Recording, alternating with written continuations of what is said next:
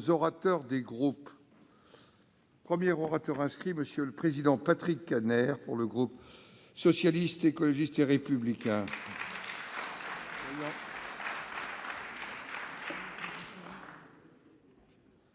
Monsieur le Président, Monsieur le Premier ministre, Mesdames et Messieurs les ministres, mes chers collègues, notre pays vit des heures noires. La concorde nationale n'est pas, dans cette situation, une vaine expression, quand il s'agit de préserver notre pacte républicain et notre modèle de société. Soyons à la hauteur de l'attente des Français qui ont besoin d'être rassurés, qui ont besoin de solidarité, qui ont besoin de se projeter, y compris dans la confiance en leurs dirigeants. L'angoisse, le désespoir, la peur, l'absence de perspective composent le terreau fertile d'un potentiel délitement et affaiblissement de notre République indivisible, laïque, démocratique et sociale. Dans ce climat si inquiétant, mes premiers mots de compassion après l'effroi et la sidération, vont vers les victimes du fanatisme islamiste qui a encore frappé les habitants de la ville de Nice, une nouvelle fois meurtrie au travers de son église catholique. Je pense aussi à nos forces de sécurité qui ont arrêté l'auteur de cette attaque ignoble et qui méritent plus que jamais notre respect, un respect à la hauteur de leur dévouement. Ce dévouement et cette résilience, aujourd'hui, nous les retrouvons dans chaque foyer français. Ainsi, je souhaite rendre hommage aux soignants qui vont être une fois de plus en première ligne, alors que leur résistance physique et psychologique, héroïque bien souvent, a été fortement éprouvée. Et les semaines qui vont suivre, mes chers collègues, vont être un enfer pour ces personnels soignants. Je souhaite rendre hommage aux travailleurs qui ne pourront pas se confiner et qui continueront, malgré les risques pour leur santé, à faire en sorte que notre pays reste debout. J'aurai également une pensée pour nos compatriotes qui ont été touchés par ce virus, avec parfois des conséquences sur le long terme, pour ceux qui ont perdu des proches, pour ceux qui se battent actuellement contre cette maladie. J'aurai enfin une pensée pour une partie de nos concitoyens les plus fragiles, qui vont être face à la solitude, face à la précarité. Voilà 9 mois que la pandémie est rentrée dans la vie de tous les Français. Elle l'a changée, percutée, détruite pour certains. Nous nous retrouvons aujourd'hui au Parlement, dans cette enceinte qui est l'émanation du peuple français, pour évoquer les nouvelles mesures prises pour contrer la deuxième vague. Cette nouvelle épreuve est grave. Elle demande un nouvel effort important, peut-être le plus important même que celui supporté par les Français depuis le mois de mars dernier. Le pays tout entier est mobilisé pour faire face et chacun doit jouer son rôle. Notre rôle, en tant que parlementaires, en tant que législateurs, est de participer comme représentants du peuple au débat national. Avec Valérie Rabault, mon homologue à l'Assemblée nationale, nous avions demandé par courrier au Premier ministre, le 10 septembre et encore le 15 octobre dernier, que le débat qui se tient aujourd'hui soit organisé bien en amont. Ce n'était pas un caprice, M. Castex, c'était une nécessité. Et Monsieur le Premier ministre, vous l'avez refusé.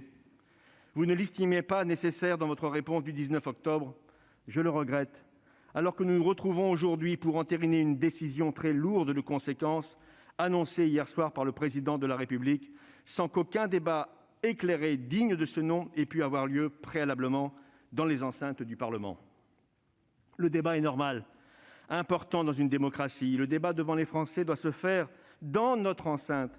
Et par ailleurs, sinon la défiance sera au rendez-vous. Nous regrettons votre gestion trop pyramidale. L'exécutif ne s'est pas senti obligé de présenter publiquement devant quiconque les différents scénarios sur lesquels il a travaillé et les éléments de diagnostic sur lesquels il se fonde pour arriver à sa décision ont fait l'objet de cette réunion, disons-le, surréaliste de mardi soir dernier, avenue de Ségur. La fonction délibérative de notre démocratie est ainsi remplacée par un débat qui n'aboutit qu'à un enregistrement a posteriori d'une décision prise par ailleurs, puis détaillée plus finement devant la presse que devant la représentation nationale ce soir. Nous ne pouvons pas, par ailleurs, Monsieur le Premier ministre, être les supplétifs de quelque conseil que ce soit, soit-il scientifique. Votre gouvernement recherche l'unité nationale, mais ne fait rien pour la créer. Le Président de la République l'a dit hier soir, « J'ai décidé de confiner le pays ». Les consultations mises en place avant ces décisions n'étaient donc que formelles. Pour autant, en responsabilité, je dirais même en conscience, Et devant la situation actuelle, nous voterons en faveur de ce qui est devenu inévitable. Des mesures sanitaires plus strictes pour protéger les Français, car leur santé doit être notre priorité. Mais je le dis très nettement, pour le groupe socialiste, écologiste et républicain, ce vote n'est en aucun cas un vote de confiance pour le gouvernement. Il n'est pas non plus un quitus donné pour son action depuis le début de cette crise. C'est un vote favorable pour, encore une fois, protéger les Français. Certes, le combat contre le virus est extrêmement difficile. Nous ne le nierons pas. Aucun gouvernement dans le monde n'y était préparé. Cette maladie est évolutive. Elle ne frappe pas toujours là où on l'attend, et la deuxième vague dans laquelle nous sommes pris au piège et qui est encore devant nous s'annonce plus terrible que ce que nous avions annoncé et vécu au printemps dernier. Mais nous ne pouvons pas vous accorder notre confiance, Monsieur le Premier ministre. De nombreux spécialistes, parmi lesquels le président du Conseil scientifique, estimaient probable qu'une deuxième vague aurait lieu. Le 27 juillet, un rapport dudit Conseil jugeait, je cite, « fortement probable la survenue d'un retour du virus en novembre ou au plus tard dans l'hiver ». Le 14 juillet dernier, le président de la République affirmait que nous étions prêts à affronter une seconde vague.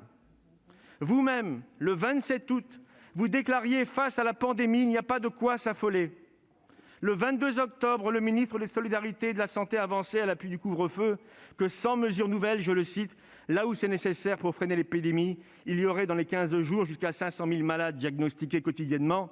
Ce seuil a été atteint 4 jours après cette déclaration. Hier soir, Emmanuel Macron, président de la République, se déclarait surpris par l'évolution du virus, avec des comparaisons sur les autres États européens. Mais, Monsieur le Premier ministre, je ne vous demande pas d'être, entre guillemets, aussi faible ou aussi mauvais que d'autres États européens, je vous demande d'être meilleur que cela.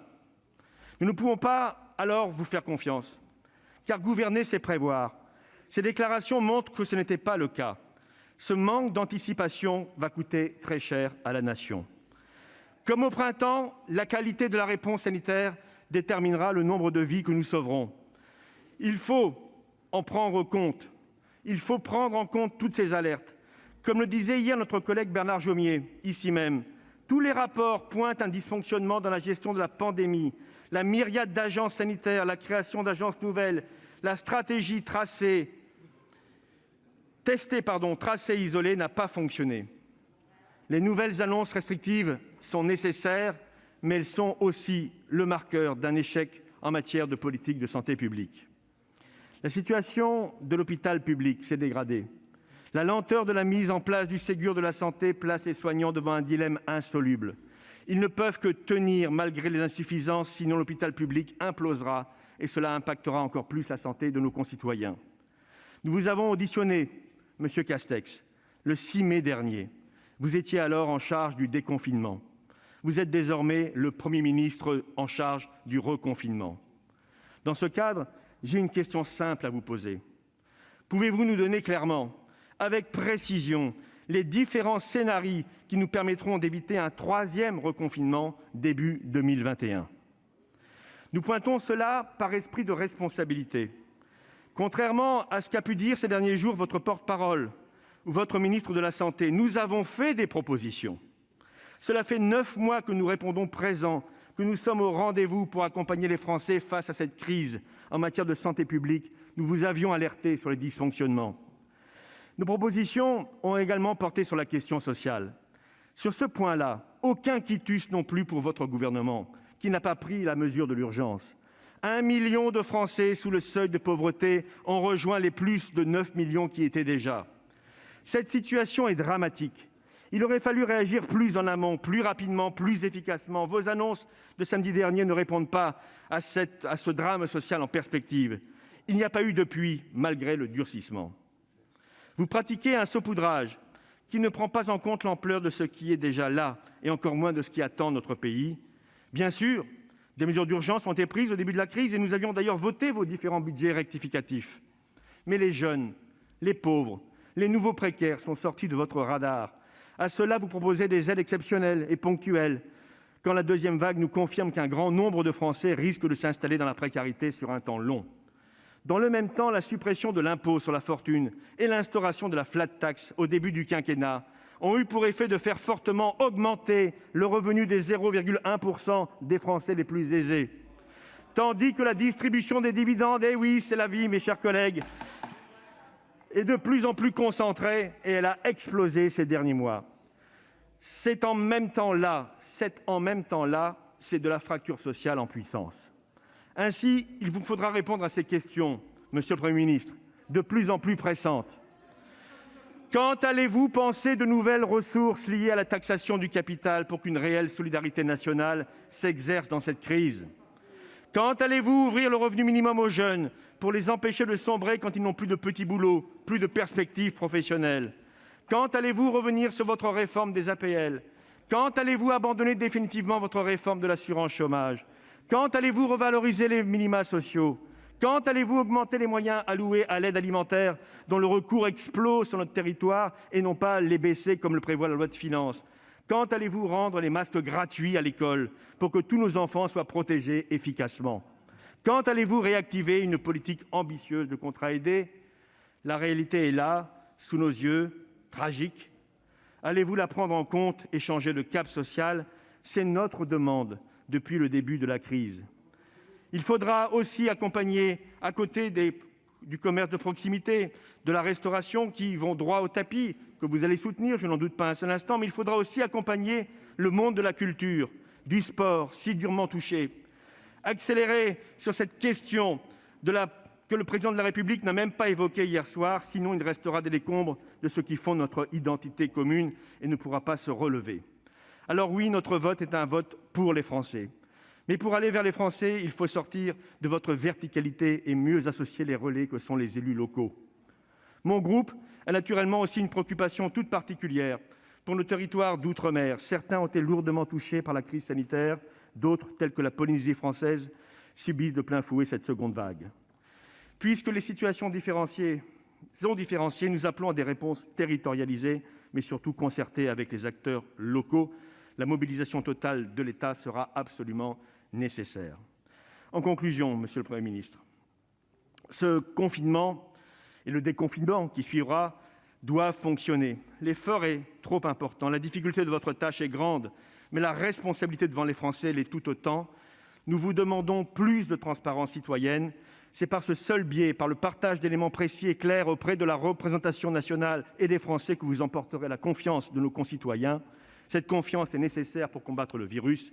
Monsieur le Premier ministre, nous voterons cette déclaration. Pas pour vous, pas pour votre action passée, mais pour les Français et les protéger. Merci. La parole est à monsieur Stéphane